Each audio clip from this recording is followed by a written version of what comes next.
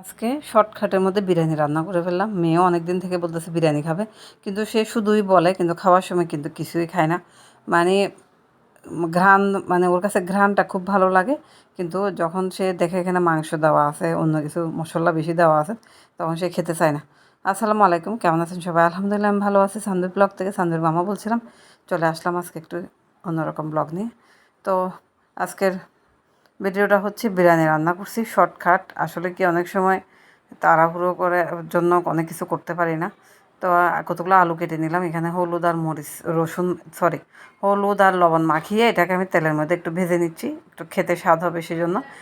তারপর ভাজতে দিয়ে মুরগির মাংসগুলোকে আলাদা করে এখানের মধ্যেও মশলা আর লবণটা মাখিয়ে নেব।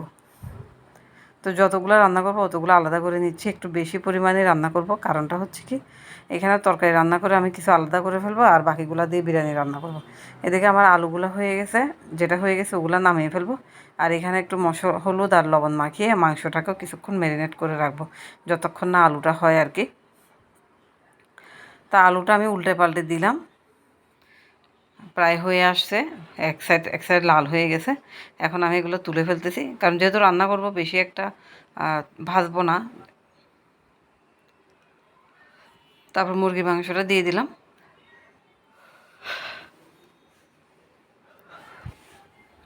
মাংসটাকে ভালো করে উল্টে পাল্টে দিচ্ছি। তারপর কিছু পেঁয়াজ বেরেস্তা করে নিলাম। তারপরে বেরেস্তা হয়ে গেছে, এটা এখন নামিয়ে ফেলবো। এদিকে আমি পেঁয়াজ, রসুন, তারপরে হচ্ছে টমেটো সব কিছু এখানে ব্লেন্ড করে নিলাম। তারপরে এখানে আমি গরম মশলা দিলাম। তারপরে ব্লেন্ড করা সবগুলো মশলা ঢেলে দিলাম। পেঁয়াজ, রসুন, আদা সব কিছুই আছে এখানে। তারপর একটু লবণ দিয়ে দিলাম।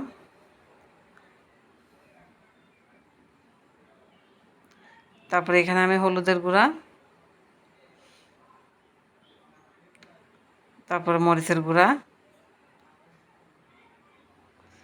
জিরা সব কিছু দিয়ে একটু পানি দিয়ে এটাকে কষাই নেব। এখন কষানো হয়ে আসছে, আমি এখানে মাংস দিয়ে দিব। সবগুলো ভাজি নাই, যেগুলো ছোট ছোট পিস এগুলো ভাজি নাই, এগুলো এখন কষানোর জন্য দিয়ে দিলাম। তারপর উপরে আমি বিরিয়ানির মশলাটা দিয়ে দিলাম। তারপর এখানে ভাজা মাংসগুলো ঢেলে দিলাম। তারপর এটাকে নেড়ে চেড়ে আমি কিছুক্ষণ ঢাকনা দিয়ে রাখবো। তারপর আলুও দিয়ে দিয়েছি একসাথে কষানোর জন্য।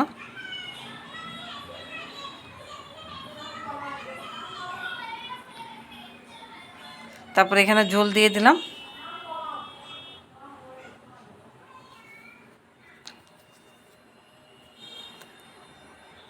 ঝোলটা আমার যখন উতরানো হয়ে আসছে, সব কিছু সিদ্ধ হয়েছে কিনা দেখে নিলাম। এখান থেকে আমি কিছু মাংস আর আলু তুলে আমি বিরিয়ানির জন্য আলাদা করে রাখলাম। তারপর আমি এখন প্রেশার কুকারের মধ্যে তেজপাতা, গরম মশলা আর একটু লবণ দিয়ে দিলাম। দিয়ে এখানে আমি চাউলটা অনেকক্ষণ ভিজায় রাখছি, চাউলটা ঢেলে দিলাম। আমি এখানে বেশি একটা মশলা ব্যবহার করতেছি না, কারণ বিরিয়ানির এমনিতেই মশলাটার ঘ্রাণ বেশি, সেজন্য চাউলটা একদম নর্মাল একটু গরম মশলা দিয়ে বসাই দিয়েছি। তারপরে এখানে আমি তরকারিটা ঢেলে দিলাম। দিয়ে এটাকে আমি আবার একটু করে নাড়াচাড়া দিয়ে নিব। এটা হচ্ছে যে আমাদের ঘরোয়া পদ্ধতিতে বিরিয়ানি রান্না করে, আমরা দোকান বা রেস্টুরেন্টের মতো করে রান্না করি না। এটা হচ্ছে বাসায় খাওয়ার জন্য নর্মাল একটা রেসিপি। মশলা কম, সময় কম, দুটাই লাগে। এর মধ্যে আমি এখানে কাঁচামরিচ আর পানি দিয়ে ঢাকনা দিয়ে দিলাম। এ তো হয়ে গেল আমার বিরিয়ানি। মাশাআল্লাহ অনেক সুন্দর হয়েছে, আর খেতেও কিন্তু সেই ছিল।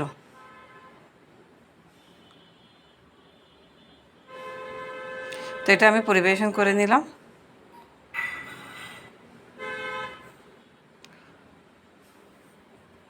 তো আজকের ভিডিওটা কেমন লাগলো অবশ্যই কমেন্টস করে জানাবেন। আজকে এই পর্যন্ত। আল্লাহ হাফেজ, বাই বাই।